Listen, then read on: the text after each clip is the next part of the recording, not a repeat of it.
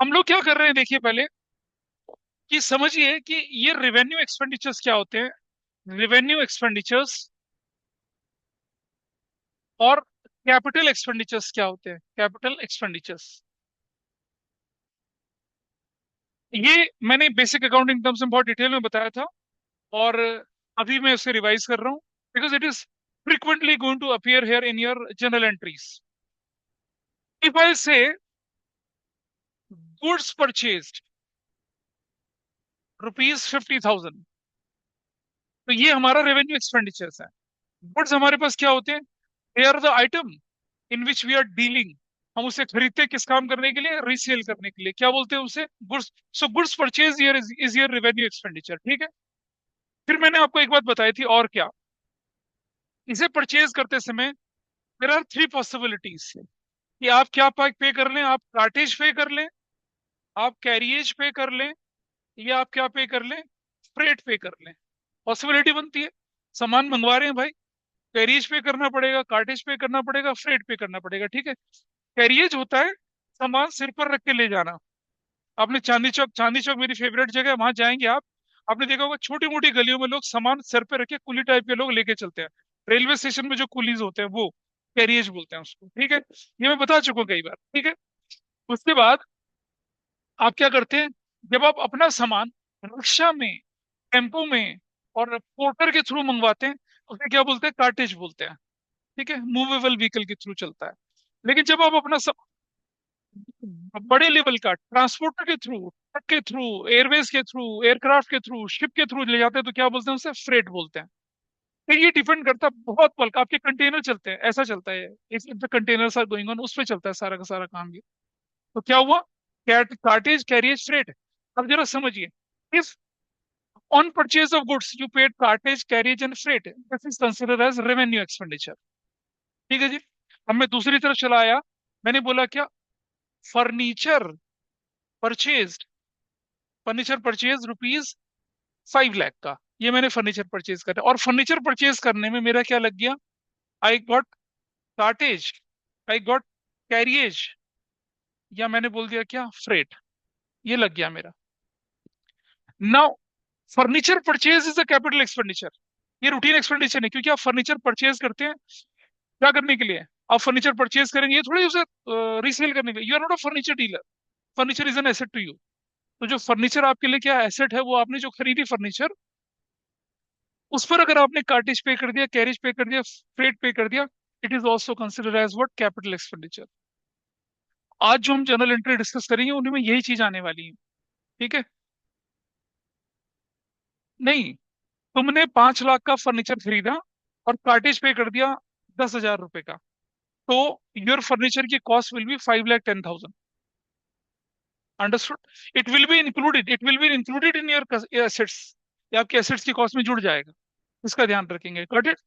लेकिन अगर आपने गुड्स परचेज करते समय 1,000 रुपए का कार्टेज कैरिज या फ्रेट पे कर दिया, so you have to show it separately. It will not be part of your purchase. Understand? ये उसका पार्ट नहीं कहलाएगा। इसमें इसमें there was a historical cost principle. वो कहता है क्या? कि any asset is acquired at particular cost. उसको एक्वायर करने में जितना भी खर्चा लगेगा, उसकी एक्विजिशन कॉस्ट का पार्ट बनेगा। You purchase a machinery from Germany 10 lakh rupees, by air fare लगा 2 लाख रुपए का, तो मशीन की कीमत कितनी होगी? 12 लाख रुपए हो गई अब आपकी। So any expenditure incurred on any asset to make it workable, वो उसकी कीमत का पार्ट बन जाता है। वो क्या बन जाता है? उसकी कॉस्ट में जुड़ जाता है। But if you are going to purchase any goods and you are paying any expense on the goods, वो क्या बनेगा? वो उसकी कीमत का पार्ट नहीं बनेगा, वो एक्सपेंस की तरह अलग से ट्रीट होगा। कैसे क्वेश्चन इस तरह के दिखेंगे? ये रहे क्वेश्चन आपके सामने। चलिए स्टार्ट करते हैं। आ जाएगी थोड़ी देर में लाइट। पहली बार गई है इतना देर तक। बैकअप है। Bought goods for cash 50,000 and carriage paid ₹200। Tell me, purchase of goods is a revenue expenditure और कैपिटल एक्सपेंडिचर? ठीक है। जब भी कोई एक्सपेंस आएगा तो you have to very clearly differentiate. बता देना डिफरेंस, हाँ।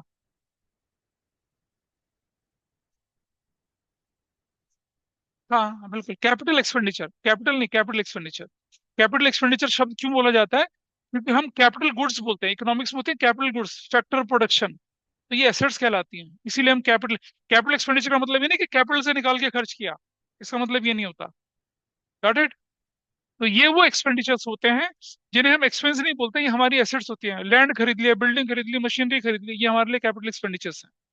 तो बॉट बॉट के साथ गुड्स आया तो क्या गुड्स को क्या करेंगे आप? यहाँ पर मैंने बताया था जैसे पहले आपके पास क्या करेंगे आप? गुड्स यहाँ, तो गुड्स को नहीं रखेंगे, क्या लिखेंगे? परचेजेस शब्द यूज करेंगे आपके पास, ठीक है। और यहाँ क्या आया? कैश आपके पास आया। And then carriage is also there. आपके पास बहुत सारे आइटम आ चुके हैं यहाँ पर, ठीक। तो अब आप लोग अपना फॉर्मेट बना लें पहले। अच्छा बनाओगे कैसे? दिख तो रहा नहीं है, ठीक है।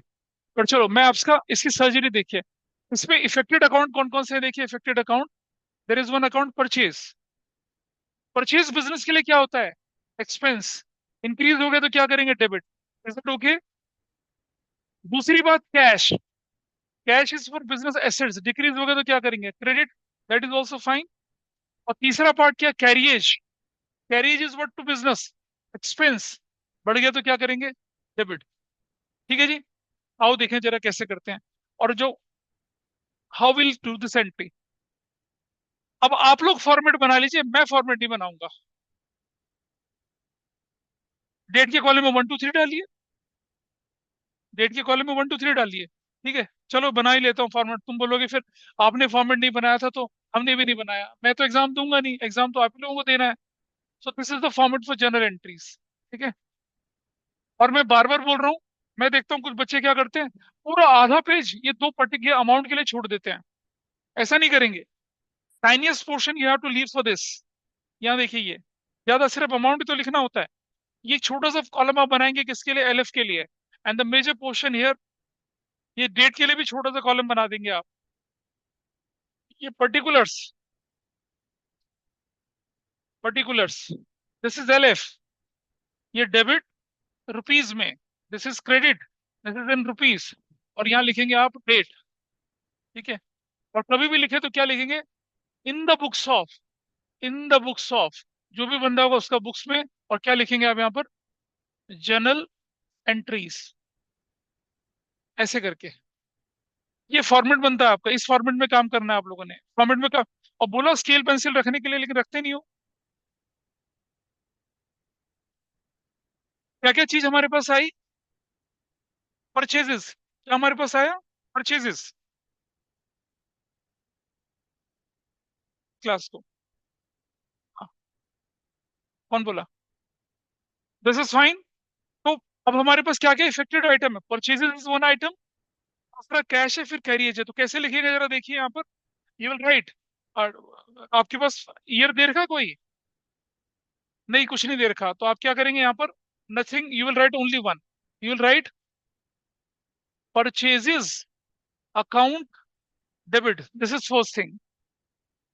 दूसरा फिर क्या करेंगे आप? Carriage account debit. चाहे तो इसकी अलग से एंट्री भी कर सकते हैं। अभी किया ना मैंने, डेबिट क्यों किया? Can you see this? Purchase क्यों डेबिट किया? कैरिज क्यों डेबिट किया? और कैश क्यों क्रेडिट किया? Because cash is reducing. How much cash is reducing? 50 plus two 50,200। So will write this entry here. Will write 50,000 यहाँ, 200 यहाँ, और to cash account, to cash account. How much will write here? 50,200। क्या narration बोलेंगे आप यहाँ पर? Purchased, purchased goods and paid carriage. You will write this, ऐसे करके। और फिर आपको क्या करना है? लाइन यहाँ लगा देनी है। मैंने कल एक बच्चे की नोटबुक में देखा था, बड़े शौक से उसने क्या कर रखा था, पर्टिकुलर अमाउंट कॉलम में भी लाइनें डाली हुई थी। नहीं, लाइन लगनी है किसमें? सिर्फ पर्टिकुलर कॉलम में, ना डेट में लगनी है, ना एलएफ में लगनी है, ना उसमें लगनी है। This is first entry. इस पर किसी का कोई doubt? You are able to understand the difference between capital expenditure, revenue sir expenditure? हाँ जी बोलिए। सर ये आपने 50,200 अलग से लिखा, फिर आपने 550,200 लिखा मतलब। अरे भाई समझो, परचेज हुई 50,000 रुपए की, कैरेज इज योर एक्सपेंस ₹200 का, लेकिन पैसा तो आप कैश दे रहे हो ना, तो I can combine it. Why will I right twice cash? Okay sir. अगर वो कहता 200 रुपया कैरेज चेक से दिया, तब मैं ये टू बैंक लिखता और टू कैश करता। बोलो। Okay sir. अभी कैपिटल एक्सपेंडिचर क्या होता है, अगली एंट्री में आएगा ना, इंतजार करो, अगली एंट्री में दिखा रहा हूँ अगर कैपिटल एक्सपेंडिचर होता तो क्या था। This was revenue expenditure, this was revenue expenditure. ठीक है। अब आप देखिए जरा यहाँ पर next, first entry is done, machinery purchase है भाई, आप देख रहे हैं क्या लिखा है, मशीनरी परचेज है। When purchase word is with machinery will consider machinery. Sonu and son से 1 लाख रुपए का, पेड कैरियज 7,000 का, इंस्टॉलेशन चार्जेस 4,000 इन कैश, दिख रहा है। अब मुझे बताइए, ये कैरियज जो होता है, ये इंस्टॉलेशन होता है, ये तो रेवेन्यू एक्सपेंडिचर होता है। बट क्योंकि ये रेवेन्यू एक्सपेंडिचर किसके साथ जा रहा है, एसेट्स के साथ जा रहा है, तो ये उसी की कीमत में जुड़ जाएगा। किस में जुड़ जाएगा ये, उसके प्राइस में जुड़ जाएगा। It will be consider as an acquisition cost. अरे बेटा समझ, ये कैरियज और ये इंस्टॉलेशन चार्जेस अगर रूटीन में देते हैं हम लोग तो वो रेवेन्यू एक्सपेंडिचर है। लेकिन क्योंकि ये किसी एसेट्स के साथ जुड़ गया, एसेट्स का ही नेचर का बन जाएगा ये, बिकॉज वी आर परचेज। अगर मैं बोलता परचेज गुड्स और कैरिज पे कर दिया, इंस्टॉलेशन दे दिया, तो वो हमारे लिए रेवेन्यू तुमको अलग से दिखाना पड़ता। हालांकि गुड्स में इंस्टॉलेशन नहीं लगता है। तो कोई भी छुटपुट expense, if you are paying to acquire an asset, और उस एसेट्स को वर्किंग बनाने के लिए पे करते हो तो उसकी कीमत में जुड़ जाता है। कैसे जुड़ेगा मैं दिखाता हूँ आपको। आइडियली क्या लिखना चाहिए था हमें, मशीनरी डेबिट करना चाहिए था, कैरिज डेबिट करना चाहिए था, इंस्टॉलेशन डेबिट करना चाहिए था। नहीं करेंगे। कैसा करेंगे देखिए, कैसा करेंगे। 2 नंबर एंट्री में will write machinery count debit. और सुनो क्या क्या, मशीन की कीमत में कितना लिखा है, 1 लाख, कैरिज कितने का 7,000, इंस्टॉलेशन कितने का 4,000, तो विल राइट हियर मशीन की कीमत कितना, 1 lakh plus 7,000 plus 4,000। So what is the cost of acquisition cost of your machinery, 1,11,000, ऐसे बन गया। अभी किसी ने पूछा था ना कि कैसे दिखाएंगे, ऐसे दिखाएंगे। It will not be shown separately. जब एसेट्स की केस में उसे सेपरेटली नहीं दिखाएंगे, इसके अंदर जोड़ के दिखा देंगे, ठीक। अब एक और चीज देखिए जरा, ये मशीन आपने कैश में खरीदी थी या क्रेडिट में खरीदी थी बताइए। हाँ लिखा है कैश में, purchase from Sonu and sons 1 lakh, cash कहाँ लिखा है। हाँ, कैरियज और इंस्टॉलेशन आपने कैश में दिए हैं, मशीन की कीमत कैश में नहीं दी है। क्वेश्चन को पढ़ना सीखिए ढंग से, क्वेश्चन को डिकोड करना सीखिए। Question is tricky.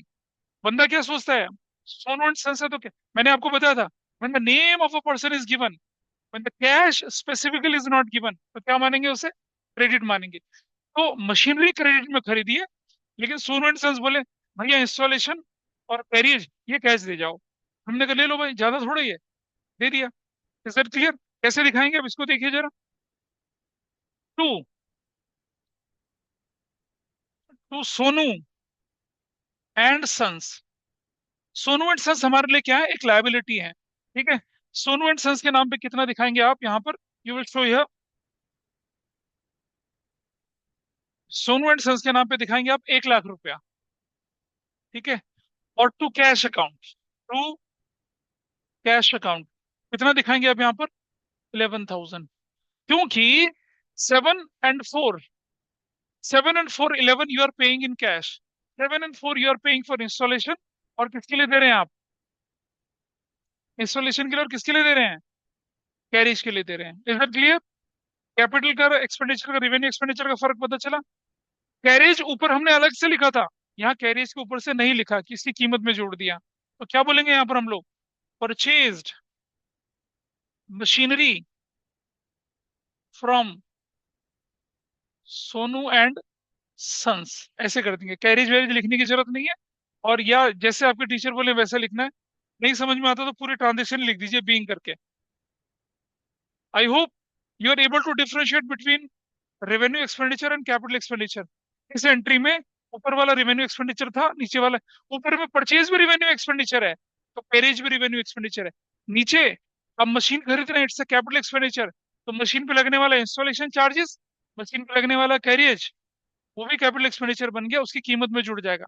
एक छोटा सा एग्जाम्पल, आप गाड़ी खरीदते हैं, कार खरीदते हैं, आपके पेरेंट्स ने 25 लाख की एक एसयूवी खरीदी, उसकी एक शोरूम प्राइस 25 लाख था, लेकिन ऑन रोड प्राइस कितना हो गया, 30 लाख हो गया।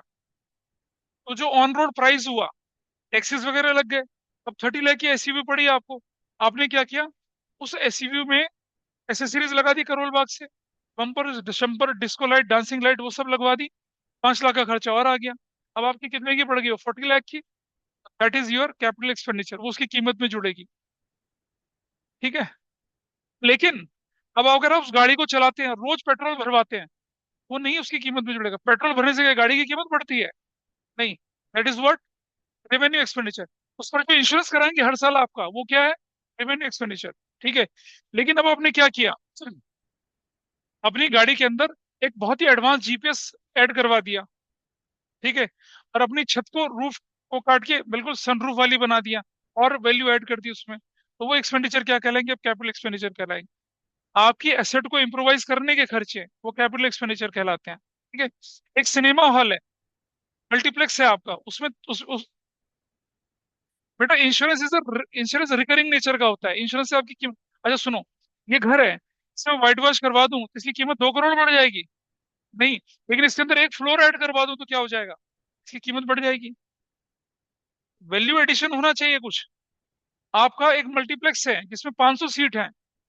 ठीक है।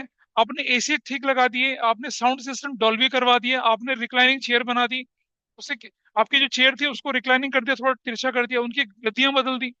क्योंकि क्या हो रहा था, अथर्व, है ना, अथर्व और क्या नाम है आपका, सिद्धांत, हॉरर फिल्म देख रहे थे ना, ऐसे गद्दी पकड़ के, और जब हॉरर फिल्म खत्म हुई, क्या था, रुई लेके हाथ में जा रहे थे, ऐसे फोम लेके जा रहे थे, फोम उखाड़ दिया इन्होंने डर के मारे। ऐसा भी हो जाता है। फोम को रिप्लेस करा दिया, व्हाइट वॉश करा दिया। ठीक है। ये खर्चे रूटीन मेंटेनेंस के खर्चे होते हैं, ये कैपिटल एक्सपेंडिचर नहीं होते हैं जब तक कि कोई मेजर खर्चा ना हो। अब आप सेकेंड हैंड मशीनरी खरीद रहे हो, उस पर आप क्या कर रहे हो, मेंटेनेंस चार्जेस वगैरह कराते हो, वो कैपिटल एक्सपेंडिचर कहलाएगा, क्योंकि आप मशीन को वर्किंग कंडीशन में लाने के लिए खर्चे कर रहे हो।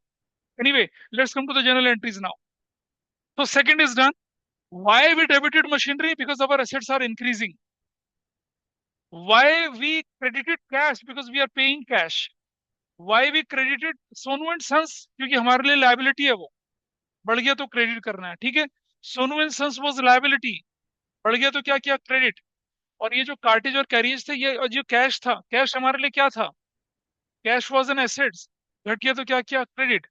Rule of debit credit use कर रहे हैं हम। मशीनरी वॉज एन एसेट, बढ़ गया तो क्या कर दिया उसको, debit. So that is why you have debited machinery. और मशीन की कीमत में इंस्टॉलेशन, मशीन की कीमत में कैरियज जोड़ा, अलग से नहीं दिखाया। इवन आपको एग्जाम में ऐसा भी करके दिखाने की जरूरत नहीं है, you have tried finally the value there. ये तो मैं समझाने के लिए बोल रहा हूँ आप। फाइन विथ एवरीबडी पीछे से? चलो, कैन आई प्रोसीड फॉर? किसी का डाउट है?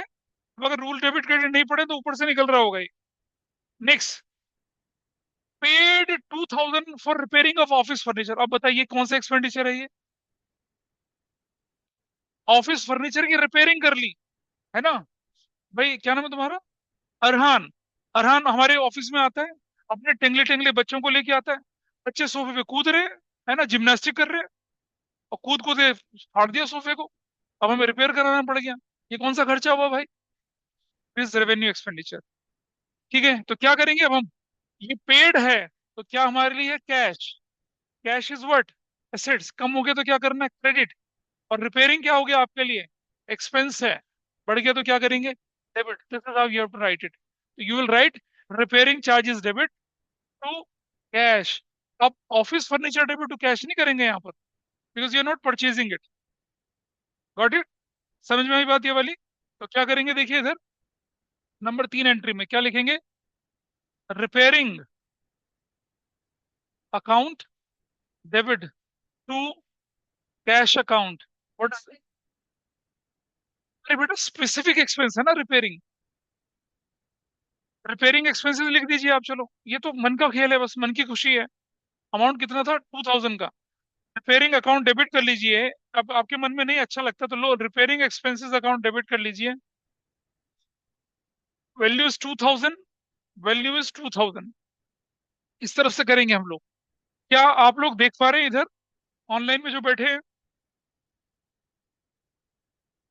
This is fine with you? Yes sir. क्या नरेशन लिखूंगा मैं,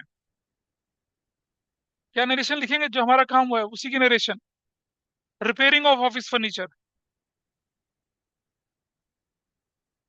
रिपेयरिंग ऑफ ऑफिस फर्नीचर, ऐसे करके, ठीक है।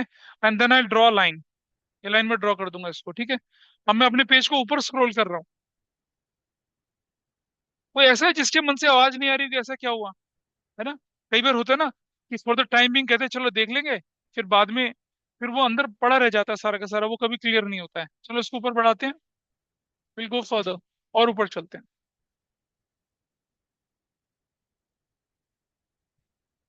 अब आपका पेज खत्म हो जाएगा तो आपको क्या करना है। हाँ, हाँ, अभी शुरू शुरू में एक चैप्टर में तो टोटल करते चलिए, बाद में नहीं करना टोटल। आपके स्कूल में शुरू हुआ है चैप्टर ये वाला, बताइए। तो उन्होंने कैसे कराया, टोटल वोटल करना सिखाया। चलिए नेक्स्ट देखिए, अब आपके पास, अब आपने ब्रिक 5 लाख रुपए की, टिम्बर 2 लाख की परचेज कर ली बिल्डिंग कंस्ट्रक्शन के लिए। बताओ कौन सा एक्सपेंडिचर है ये, कैपिटल एक्सपेंडिचर। बिल्डिंग खरीद लिया और लकड़ी खरीद ली। अब आप कंस्ट्रक्शन बिल्डिंग कर रहे हैं। अभी हमारे पड़ोस में कंस्ट्रक्शन हो रहा है ना, ये तो तीसरी बिल्डिंग में कंस्ट्रक्शन हो रहा है। क्या सीमेंट, क्या सरिया, क्या लकड़ी, देखा ना आपने कितना यूज होता है। You using it. तो ब्रिक खरीदने से आपकी बिल्डिंग कंस्ट्रक्ट होगी, है ना। ईंटों के साथ लुका छुपी थोड़ी खेलेंगे आप। तो ब्रिक खरीद लिया, टिम्बर खरीद लिया, कंस्ट्रक्शन ऑफ बिल्डिंग, ये ब्रिक डेबिट, है ना। आप ब्रिक डेबिट टिम्बर डेबिट थोड़ी करेंगे। आप क्या डेबिट करेंगे, बिल्डिंग डेबिट करेंगे, because so what you will write here, building. Building आपके लिए क्या है, एसेट्स है। बढ़ गया तो क्या करेंगे आप उसको, डेबिट करेंगे। और कुछ नहीं बोला तो खरीद लिया तो पैसा लगा ना आपका, कैश लगा आपका, cash, nothing is mention cash. Assets increase हो गए तो क्या करेंगे, credit. What you will write, building. कुछ लोग पता क्या करते हैं, एक डेबिट टिम्बर डेबिट कर देते हैं। You can't do that. मैंने इसलिए बोला था कि कैपिटल एक्सपेंडिचर रेवेन्यू एक्सपेंडिचर में फर्क समझिए। हाँ जी। अरे बिल्डिंग बनाना कैपिटल एक्सपेंडिचर है, एसेट्स बन रही है आपकी। बिल्डिंग में आप लकड़ी लगाते हैं, प्लाईवुड लगाते हैं, आप सरिया लगाते हैं, आप सीमेंट लगाते हैं, ठीक है। आप सैनिटरी आइटम्स लगाते हैं, वो नलके वलके लगाते हैं, पाइप्स लगाते हैं, वो सब। प्लम्बर का खर्चा, बिजली वाले का भी खर्चा। सुनो, बिल्डिंग बनाते समय इलेक्ट्रिशियन बुलाएंगे ना वायरिंग करने के लिए, तो इलेक्ट्रिशियन का खर्चा भी कैपिटल एक्सपेंडिचर है। लेकिन बिल्डिंग बनने के बाद अगर आप मेजर माइनर रिपेयर करने के लिए, माइनर रिपेयर के लिए इलेक्ट्रिशियन बुलाएंगे तो वो रेवेन्यू एक्सपेंडिचर है। बिल्डिंग बनने के बाद आपका नल का काम नहीं कर रहा, फिर आप किसी प्लम्बर को बुलाएंगे तो वो क्या है, रेवेन्यू एक्सपेंडिचर है। लेकिन बिल्डिंग बनते समय जो खर्चा कर रहे हैं आप, वो क्या है आपके लिए, कैपिटल एक्सपेंडिचर है। So what will write here, क्या लिखेंगे नंबर 3 में, विल राइट 4। अच्छा ठीक है, 4, you will write building account debit, और आगे क्या लिखेंगे, to to cash account. How much cash you spend, लिखा है आपके पास कितना, 5 और 2 7 लाख रुपए का। ये जो था ना 5 lakh plus 2 lakh, you will right 7 lakh. ये जो 5 + 2 आपको दिखा रहा हूँ ये समझाने के लिए है, ये लिखना नहीं एग्जाम में ऐसे। ये आप अगर इसको लिखेंगे कभी तो आपको ध्यान रहेगा कि क्या किया। तो क्या लिखेंगे आप यहाँ पर, bricks and timber, bricks and timber purchased for building, bricks and timber purchase for building है, ऐसा लिख देंगे आपका, ये आपका काम खत्म हो जाएगा। दिस इज डन, ठीक है जी। नेक्स्ट एंट्री देखिए अब आपके पास क्या है। ओल्ड कार परचेज कर लिया आपने 80,000 रुपए की, spend on it's repair 3,000 rupees. अब बताइए क्या है ये, कैपिटल एक्सपेंडिचर है, रेवेन्यू एक्सपेंडिचर। कैसे, रेवेन्यू रिपेयर है ना, रिपेयर है, और कुछ।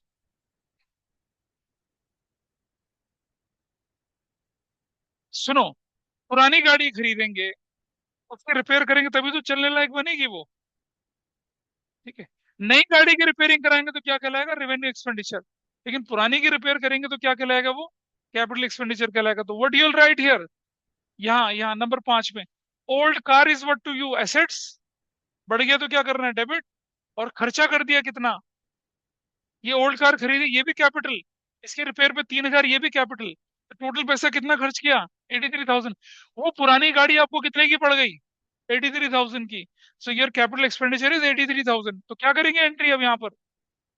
नंबर 5, कार, ब्रैकेट में ओल्ड, अकाउंट डेबिट, ठीक है। 2, cash account, how much you are paying? 80,000 plus 3,000, total खर्चा कितना हो गया? 83,000 हो गया। और कैश अकाउंट में भी you will right 83,000। What narration you will right? Sorry, old car is purchase.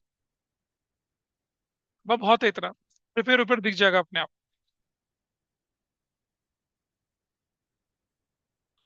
कुछ लोग नरेशन ऐसे लिखते हैं, बिल्कुल जबरदस्त शॉर्टकट, है ना। ऐसे सेंटेंस होना चाहिए, एक मीनिंगफुल सेंटेंस। ऐसा नहीं एक line, car purchase, car sold, goods sold, ऐसा नहीं। Good is purchase, goods are sold, ऐसा करके लिखना है आप लोगों ने। एक लाइन बनाएंगे मीनिंगफुल, काटेंगे नंबर वरना। I hope this is fine with everybody.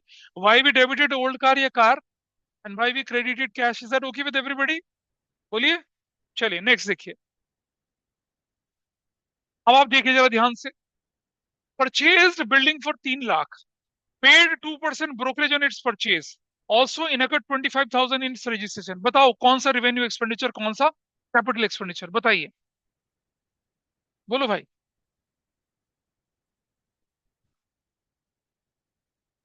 हाँ क्या बोले?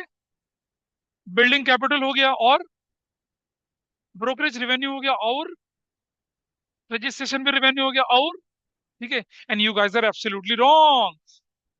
अरे भाई लोगों, जब आपके अप्पा अम्मी ने जब कोई बिल्डिंग खरीदी होगी, घर खरीदा होगा, फ्लैट खरीदा होगा, बिना रजिस्ट्रेशन के घुस गए उसके अंदर। कहते हैं ना, रजिस्ट्री कराने जाएंगे रजिस्ट्री ऑफिस में, विटनेस को साथ लेके चलते हैं। तो भाई घर खरीदने में जो प्रॉपर्टी डीलर की कमीशन होती है, वो कैपिटल एक्सपेंडिचर ही है। ठीक है जी। और जो रजिस्ट्री चार्ज देने पड़ते हैं नवेटा अथॉरिटी को, वो भी क्या है? कैपिटल एक्सपेंडिचर है। वो वकील को फीस देनी पड़ती है डॉक्यूमेंटेशन की, वो भी कैपिटल एक्सपेंडिचर है। You are buying an asset, और एसेट्स पे होने वाला खर्चा कैपिटल एक्सपेंडिचर। क्या मन में क्यों आ रहा था रिवेन्यू एक्सपेंडिचर है? एम ही आ गया। अच्छा, बताइए। बहुत लोग कहते हैं हमारे मन में तो आता ही नहीं जी कुछ भी। ठीक है, वी आर वेरी न्यूट्रल। तो this is fine with you. समझ में बारी आई? नहीं। ये बिल्डिंग 3 लाख रुपए की, इस पे ब्रोकरेज कितनी होगी? 3 लाख का 2%, 6,000। तो 6,000 वो, और 25 और 331 की बिल्डिंग पड़ेगी आपको। ठीक है, तो कैसे लिखेंगे इसको देखिए। नंबर 6। अब तो क्लियर है ना, बिल्डिंग डेबिट करना। बिल्डिंग डेबिट क्या लिखेंगे आप यहाँ पर? Building account debit. 3 लाख रुपए का तो लिखेंगे क्या? उसकी ओरिजिनल कीमत, 6,000 की ब्रोकरेज, 25,000 की रजिस्ट्री। ठीक है। अरे बहुत कुछ होता है। ठीक है, अब यहाँ 37 सेक्टर है। यहाँ क्या क्या होता है जैसे मैं बताऊं।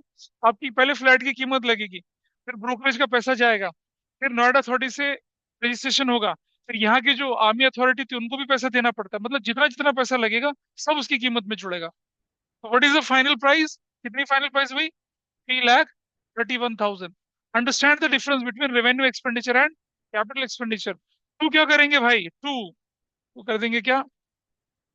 कैश अकाउंट कितना? 3,31,000। आई होप दिस इज फाइन। क्या लिखेंगे? Purchased building. और अगर लिखने का मन कर आगे, and paid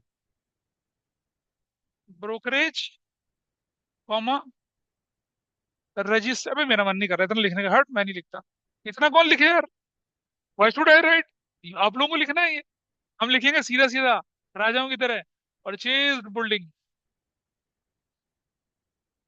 purchase building for cash. हम तो इतना लिखेंगे भाई, तुम लिखो बड़ा बड़ा। ठीक है। You just consult with your teacher, वो क्या चाहते हैं।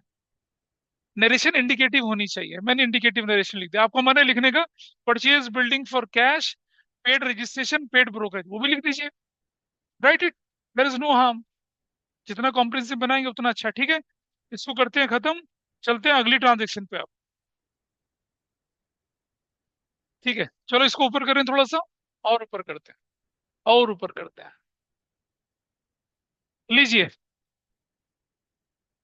अगली ट्रांजेक्शन को करते चले, अपने आप करें। और ये जो मैंने अभी सिखाया ना आपको, एक ट्वेल्थ के बच्चों का हैंडीकैप होता है। जो बच्चे मेरे पास ट्वेल्थ में नहीं पढ़ते ना, इलेवंथ में नहीं पढ़ते, when they come in twelfth, उनको ये सब चीजें नहीं आती हैं, वो गड़बड़ करते हैं, समझते नहीं। जनरल एंट्री को लोग याद करते हैं, पता है, ऐसे।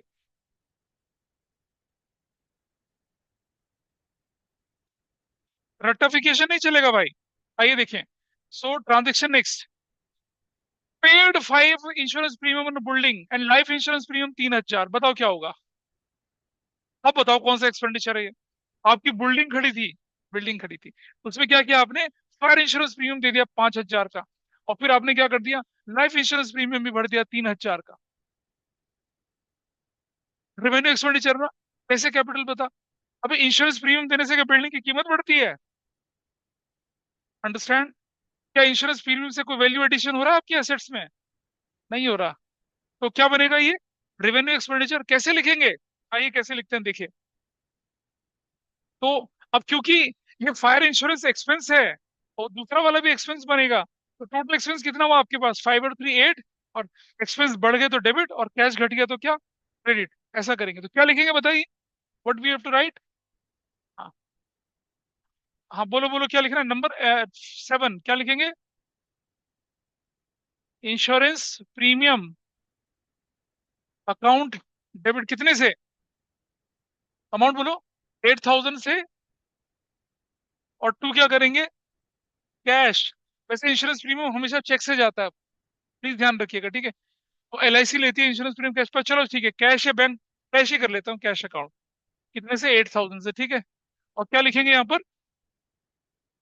Insurance premium is paid.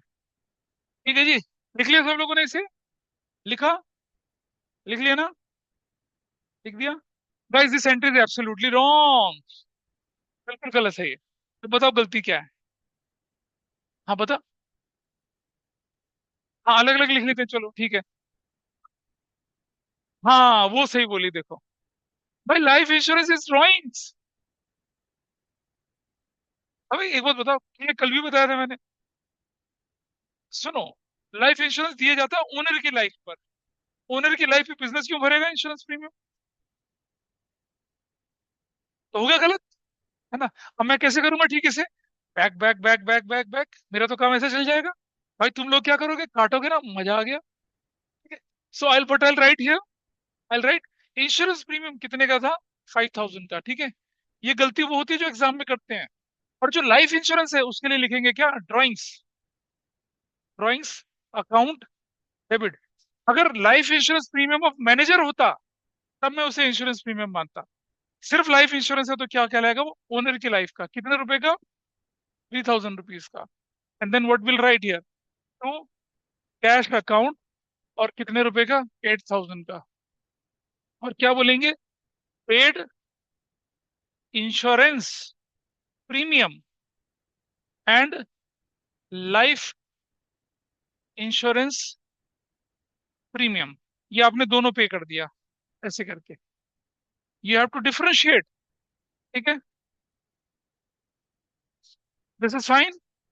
तो ये डिफरेंशिएट करना आना चाहिए, ये वाला part, fire insurance premium and life insurance premium. Fire insurance तो क्या हो गया आपके लिए, प्रॉपर इंश्योरेंस, लेकिन वो जो है वो ड्राइंग्स बन गया। ये ड्राइंग्स है, ये वाला लाइफ इंश्योरेंस। भाई ड्राइंग्स है, ठीक है, सूनी निगाहों से देख रही हो, ड्राइंग्स है।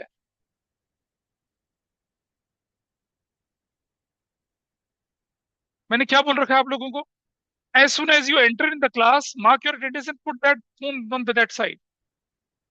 रखा ये फोन वहां पर। ये बेसिक एटिकेट्स के अगेंस्ट होता है। पेड रेंट लैंडलॉर्ड 12,000 रुपए का, 1/3 of the building occupied by proprietor for residential purpose. Other one third is used as a store for the business, and remaining space for office use. बताओ भाई, अब क्या करेंगे। एंट्री बनेगी रेंट अकाउंट डेबिट टू कितना, cash account, rent to cash, simple. Revenue expenditure, बोलिए तो, बताओ, है ना, है ना, ऐसे ही। हाँ, एब्सोल्युटली रॉन्ग। भाई रेजिडेंशियल पर्पस के लिए होने का क्या मतलब है? मालिक के घर का किराया आप क्यों भरोगे? बिजनेस एंटिटी प्रिंसिपल, मालिक और बिजनेस दोनों अलग अलग हैं।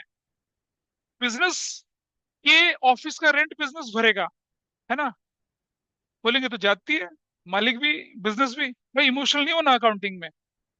रेजिडेंशियल वाला क्या कहलाएगा, ड्राइंग्स कहलाएगा, बाकी सब क्या है, रेंट है। तो 12,000 का वन थर्ड कितना, क्या लिखा है, one third of the billing. ये 12,000 का वन थर्ड कितना हो गया, 4,000। ये तो ड्राइंग्स कहलाएगा, ठीक है जी। Other one third is use, other one third कितना, अदर वन थर्ड भी कितना हो गया, 4,000। वो क्या हो गया, ऑफिस के लिए हो गया।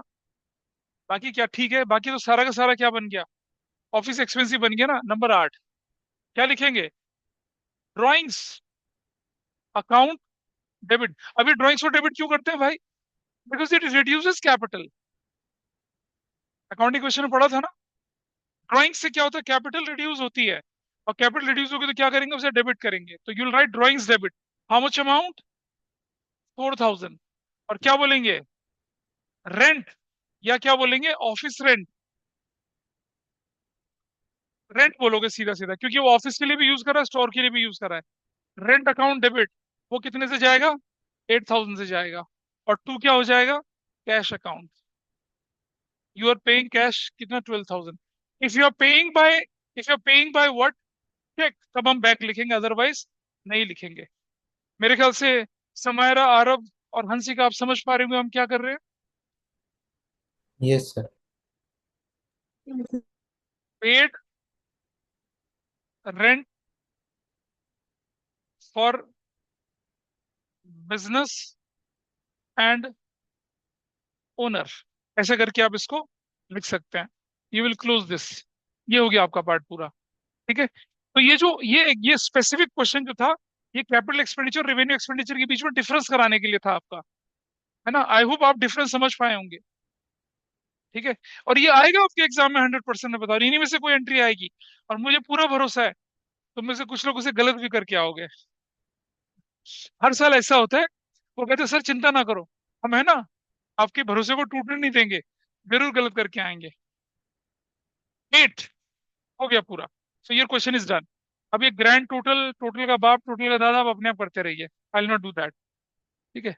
सो ये हो चला आपका कौन सा क्वेश्चन, दिस इज व्हाट, क्या था, सेकंड क्वेश्चन था आपका, जिसमें हमने क्या समझने की कोशिश करी, कैपिटल एक्सपेंडिचर और रेवेन्यू एक्सपेंडिचर को कैसे जर्नल एंट्री में रिकॉर्ड करते हैं, वो हमने सीखा, ठीक है। कैन आई प्रोसीड फर्दर, सबने लिखना था लिख लिया, चलो थोड़ा आगे चलते हैं। अभी टाइम कितना बचा है, अभी है थोड़ा सा टाइम। आओ एक मजेदार कहानी सुनते हैं, है ना, थोड़ा वार्म अप हो जाएगा आपके लिए ये वाले में, ठीक है। आओ सुने, चलो।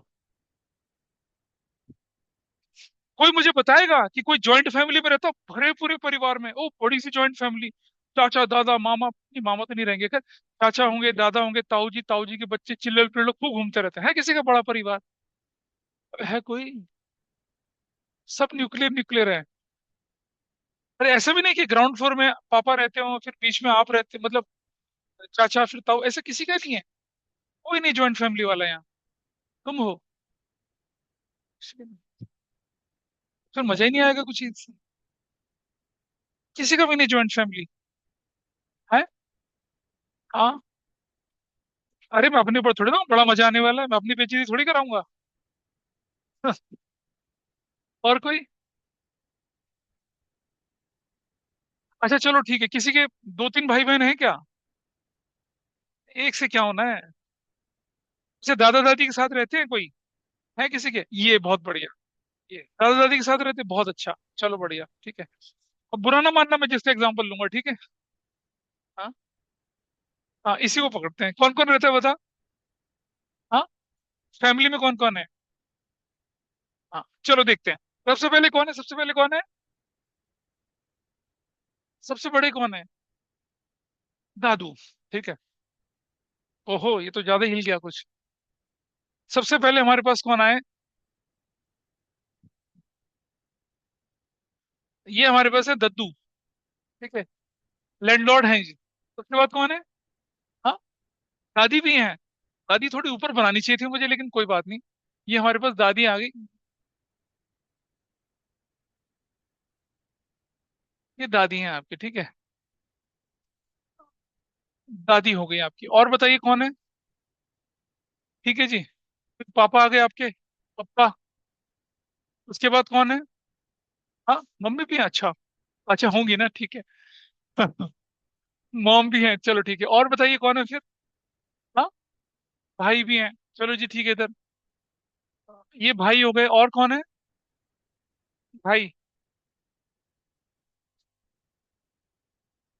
मैंने ना ट्वेल्थ वालों को मैंने ट्वेल्थ वालों को एक बिट्टू बदमाश की कहानी सुनाई थी।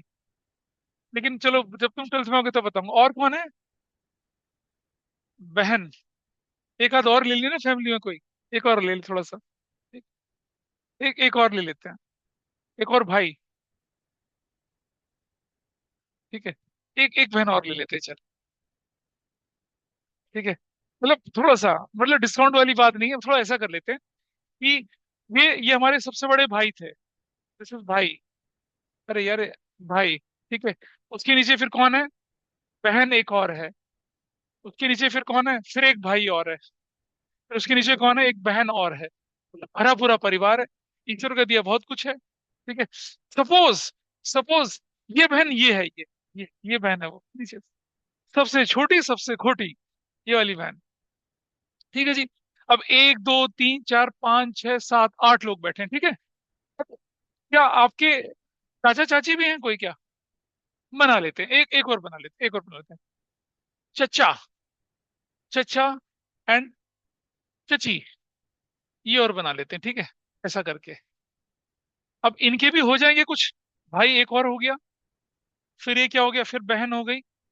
ठीक है। और फिर एक और भाई हो गया। ऐसा है। और ये एक ही फ्लोर में रहते हैं, ठीक है। किसी को होता तो मरवा मजा आता।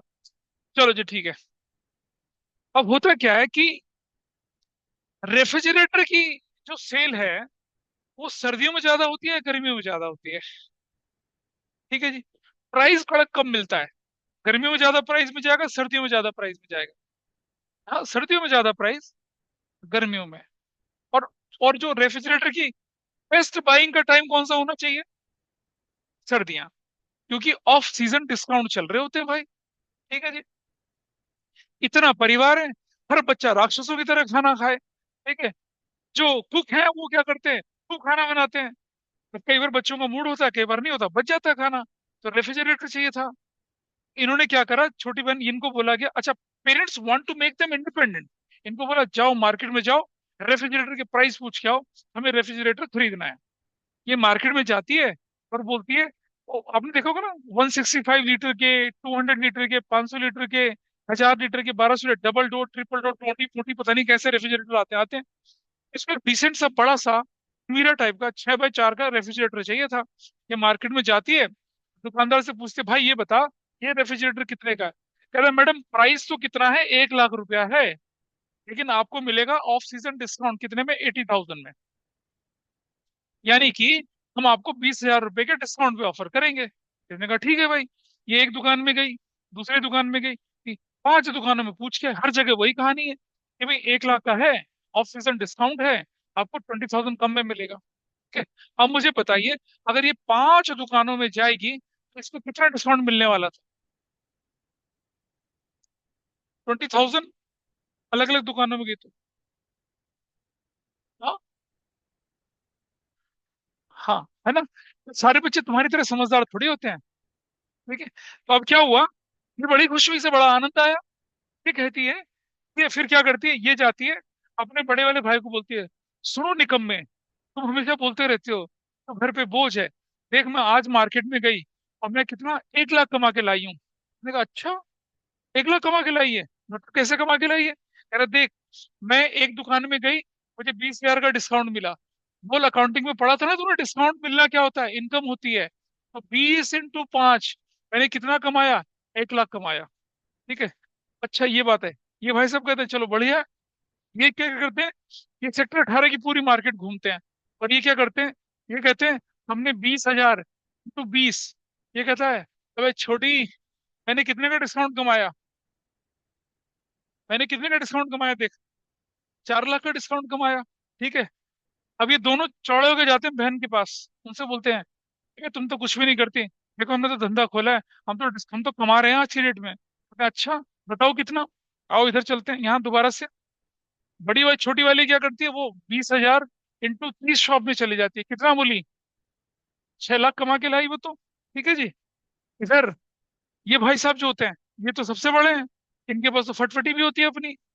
ये भागते हैं सेक्टर 50 में, ग्रेटर नोएडा तक पहुंच जाते हैं। तो कितना, 20,000 × 100 दुकानों में चक्कर लगा के आते हैं, कितना, 20 लाख। कहते हैं तुम छोटे मोटे क्या कीड़े मकोड़े लोग मुझसे मुकाबला करोगे। ठीक है जी। अब ये बड़े खुश शाम के खाने के टेबल पे बोल रहे हैं 60,000, 1 लाख, लाखों की बात चल रही है। पापा बोलते बेटा क्या कबूत क्या पकड़ लिया तुमने, कौन सा चिराग जिन्न हाथ लग गया। अरे आपको स्कीम बताते हैं। मम्मी पापा दोनों कन्विंस है। ठीक है जी। अब वो क्या कर रहे हैं, कौन चाहे, उन्हें टेलीफोन से गुड़गांव फोन खड़काना शुरू कर दिया, चेन्नई फोन खड़काना शुरू कर दिया। और जब 20,000, ठीक है कितना, 800 दुकानों में चले गए, कितना हो गया बताइए, 1 2 3 4 5 6, 1 2 3 4 5 6, 16, कितना हो गया भाई, 1 करोड़ 60 लाख। क्या परिवार है यार, देखो धकाधक पैसे कमा रहे हैं। और आगे चलिए जरा। तो यहाँ यहाँ यहाँ यहाँ अब तो घर में रौनक ही रौनक, मम्मी पापा ने काम धंधा बंद कर दिया, दुबई फोन मिला रहे हैं, मुंबई फोन मिला रहे हैं, चेन्नई फोन मिला रहे हैं, और डिस्काउंट कमा रहे हैं। ये कैसे रहेंगे अछूते, इन्होंने तो कॉल सेंटर खोल दिया। ठीक है, बंदे हायर कर लिए, प्राइस पूछ रहे हैं, जुपिटर चांद तक चले गए तो पूछते पूछते रेफ्रिजरेटर कितने का है। ठीक है जी। घर में उत्सव का माहौल चल रहा है, करोड़ों रुपए की इनकम हो रही है। ठीक है। बात करते करते दादा तक पहुंची। ठीक है, देखा परिवार में काम धाम ही नहीं हो रहा कुछ, हर बंदा फोन पे क्या कर रहा है, डिस्काउंट प्राइस लिए जा रहा है। ठीक है जी। दद्दू पूछते हैं बेटा बताओ, तो ना तुम लोग बड़ी अच्छी कमाई कर रहे हो, कहते हैं, हाँ हम तो कमाई कर ही रहे हैं। अरे क्या कमाई है, हर बंदा अपना अपना चार्ट दिखा के दिखाता है इतना कमाई कर रहे हैं। तो कहते हैं, पैसा दिखाओ तो कहाँ है, कहाँ है, कहाँ है पैसा, बताओ आप लोग बताओ कहाँ है पैसा। तो merely enquiring and getting discount, है ना, will consider be your income, नहीं कंसिडर करी जाएगी ना। यानी कि अब आप दुकान पे सामान खरीदने के लिए चले गए और पूछ लिया भैया ये कितने का है, भाई साहब वो तो बोलेंगे सेल्समैन कि 1 लाख की चीज है, 80 में देंगे आपको, आपको तो 20,000 का डिस्काउंट खड़े खड़े मिल गया। तो भाई ये डिस्काउंट जो सीजन में मिलता है, ठीक है, जो बल्क परचेज में मिलता है, ठीक है, वैसा डिस्काउंट क्या कहलाता है, ट्रेड डिस्काउंट कहलाता है। क्या कहलाता है, ट्रेड डिस्काउंट। और ये रिकॉर्ड ही नहीं होता कहीं। क्यों नहीं रिकॉर्ड होता, एग्जाम्पल आपकी फैमिली का सामने है, can we record that discount, we can't record that discount. ठीक है। तो जब हम क्वेश्चन को बढ़ाएंगे आगे यहाँ पर, क्या, जब हम क्वेश्चन करेंगे किसका, ट्रेड डिस्काउंट का, तब हम देखेंगे ट्रेड डिस्काउंट की कोई जनरल एंट्री नहीं होगी, ट्रेड डिस्काउंट तो रिकॉर्ड ही नहीं होगा, क्योंकि merely asking the price is not sufficient. चलो अब आगे चलते हैं जरा। अब ये बात तो आई गई हो गई। अब इससे पूछा गया छोटी से कि भाई तू रेफ्रिजरेटर लाई, नहीं वो तो नहीं लाई, तो जल्दी लेके आ। तो ये रेफ्रिजरेटर लेने के लिए क्या चलती है, व्हाट्स योर नेम, अरहान। ये अरहान के पास जाती है, अरहान देखो हम तुम मुछड़ के ट्यूशन में पढ़ा करते थे, साथ साथ बनते थे, यार ये रेफ्रिजरेटर मार्केट में 80 का मिला, तू कितने में देगा। उसने बोला ऐसा कर, कैश दे, 70,000 में ले जा। क्या दे, कैश दे और कितने में ले जा, 70,000 में। She actually carried 80,000 with her, because उसने मार्केट में सर्वे कर लिया था, वो 80,000 लेके चली गई थी। अब ये क्या करती है, कैश देती है, तो उसका पैसा कितना बच गया, 10,000। Can she produce that 10,000 to anybody, देख सकता रहो पैसा नहीं दिखेगा। अरे 80,000 लेके गई है, 70 का जो रेफ्रिजरेटर ले आई, 10,000 तो अपनी जेब में रख के ला रही है ना वापस। इज इट विजिबल और not, yes it is visible. ठीक है। तो ये कैश डिस्काउंट है, इसे रिकॉर्ड किया जाएगा। ये है आपकी जेन्युइन इनकम। वो जो मजे मजे में आप टेलीफोन एक्सचेंज बना बैठे थे पूरे घर को, वो थोड़ी है इनकम। Is that clear. तो ट्रेड डिस्काउंट जो होता है उसे रिकॉर्ड नहीं करते हैं, कैश डिस्काउंट को रिकॉर्ड करते हैं। कैसे, वो मैं करके दिखा रहा हूँ आपको। अब देखिए, अब हम क्वेश्चन करके दिखाते हैं। परचेज के साथ गुड्स लग गया, परचेज के साथ क्या लगा, गुड्स। तो क्या करेंगे भाई, गुड्स को लिखे परचेज, इट्स एन एक्सपेंस। बढ़ गया तो क्या करना है, डेबिट। किससे खरीदा, रॉकी से खरीदा, तो क्या बनेंगे, Rocky is what to you, Rocky is liability, creditor है। बढ़ जाएगा तो क्या करना है, credit. So what entry you have to record, cash कहां से यार, purchase account debit to Rocky, that is your first entry, आसान थी। तो क्या करेंगे एंट्री, जरा देखिए यहाँ पर। Now I will write, format बना लीजिए अपना फटाफट से। पहली एंट्री मेरी क्या बनेगी, purchases account debit to Rocky's account, कितने रुपए से, आई राइट 1 लाख और 1 लाख, और क्या लिखूंगा, परचेज्ड गुड्स फ्रॉम रॉकी। आप लोग फॉर्मेट में लिखेंगे इसको, मैं फॉर्मेट में नहीं लिखूंगा। Purchase goods from Rocky, that's your first entry, this is done. Purchase goods from Rocky, I hope everybody is fine with this. Purchase goods from Rocky, note कर लीजिए फटाफट से। हाँ नोट करिए जल्दी से।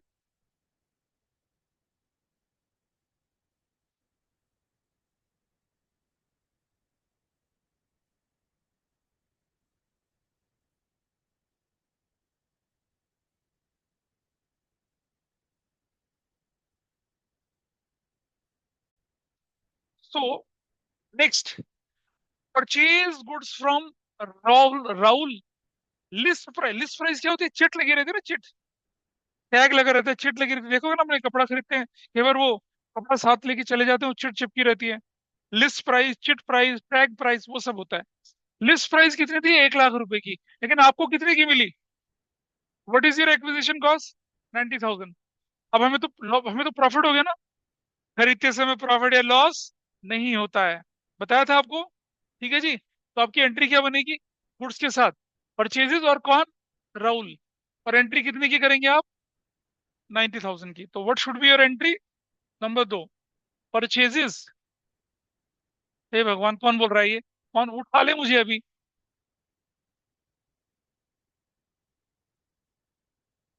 इसीलिए कहता था रिकॉर्डिंग देखो, क्लास में आके बैठो, ठीक है। और list price 90,000, you will write 90,000. What entry you will write here now, narration, purchased goods from Rahul ऐसे। देखो बेटा समझिए, आपके पास दुकान में जाते हैं, आपको आपको उस पर 10,000 रुपए की चिट लगी हुई मिलती है। आपने बोला कि मैं स्टूडेंट हूँ, मुझे डिस्काउंट, उसने कहा ठीक है 10% डिस्काउंट। तो आपका पैसा कितना खर्च हुआ, आप 90,000 ना। तो आपकी परचेज प्राइस क्या है, 1 लाख थोड़ा ही है, आपका तो 90,000 है ना। तो प्रॉफिट लॉस कहाँ से हुआ उसमें, हाँ, लिस्ट प्राइस इज इमटेरियल, उसको कुछ नहीं करते। देखो जरा समझना, अगर मैं लिखता यहाँ पर क्या, list price 1 lakh, list price में जो डिस्काउंट होता है उसे ट्रेड डिस्काउंट ही बोलते हैं, ठीक है। माइनस ट्रेड डिस्काउंट कितना, 10,000। तो परचेज प्राइस कितना हो गया, परचेज प्राइस 90,000। ये बेकार, सिर्फ ये यूज करना है। भाई आप जा रहे हो, हर बंदे को मिल रहा है discount, it is available uniformly in the market. ऐसे कहाँ फायदा, ये भी पूरे परिवार की कहानी सुनी थी ना, कहाँ से फायदा हुआ, वो तो है ही नहीं। Number next, goods with tag price 50,000, purchase from Riya 10% trade discount and 5% cash discount. अब आ गई बात, आपने सामान खरीदा रिया से, टैग प्राइस कितना था, 50,000 रुपए का, ठीक है। Tag price, list price, chit price, वैसा वाला, ठीक है। कैसे लिखना था जरा देखिए इसको, यहां मैं लिखता हूँ, what was tag price, what was tag price 50,000 minus trade discount कितना बोले, व्हाट इज ट्रेड डिस्काउंट कितना बोले, 10%। तो क्या हो जाएगा, 10%, किसका 10%, इसका 10%, 5,000। व्हाट इज परचेज प्राइस, क्या परचेज प्राइस निकला आपका, 45,000। उसके बाद क्या करना है आगे, आगे क्या बोले, 5% क्या देना है, कैश डिस्काउंट, 5% क्या देना है, कैश डिस्काउंट, ठीक है। तो क्या करेंगे, फतेह बताइए अब आगे, माइनस कैश डिस्काउंट 5% कितना, 2250, तो आपकी वैल्यू कितनी होगी? 42750। एग्रीड, है ना? And you guys are absolutely wrong. जानते हैं क्यों? कोई बताइए। हाँ, बोलो।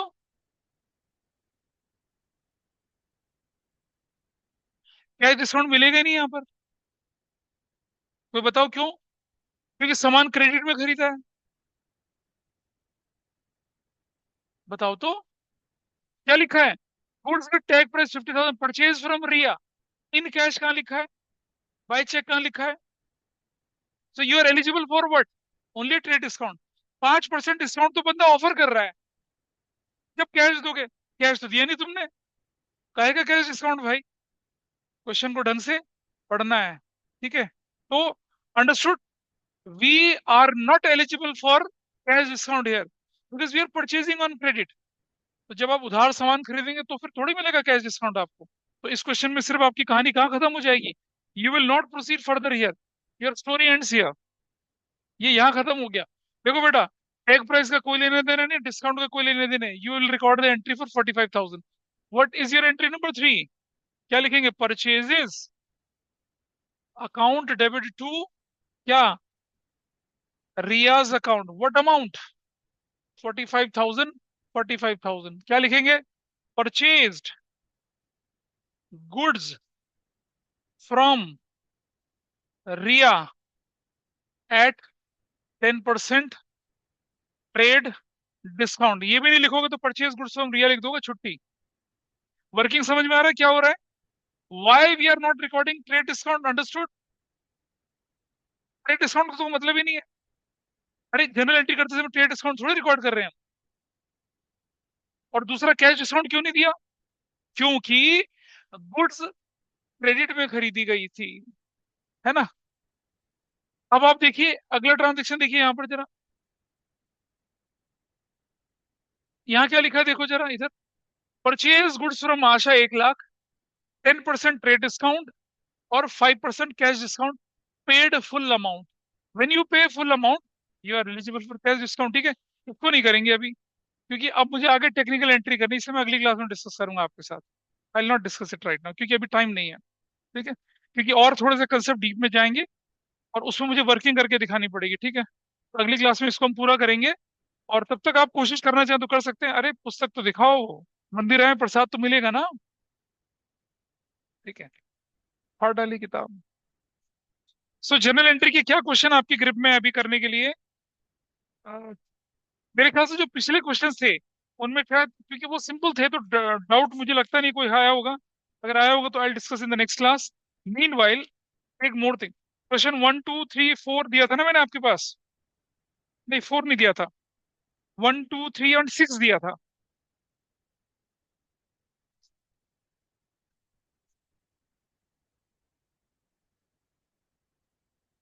हाँ, क्वेश्चन नंबर 9 करेंगे, 9। आपकी बुक का क्वेश्चन नंबर 9 करना है। क्वेश्चन नंबर 13 करना है। हाँ कर लेना, बस यही दो देखना, और तो कुछ बनेगा नहीं बात अभी।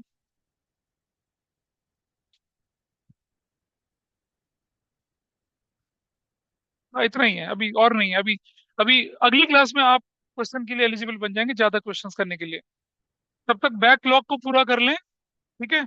और फिर आगे बढ़ते हैं। So I think that's all for today.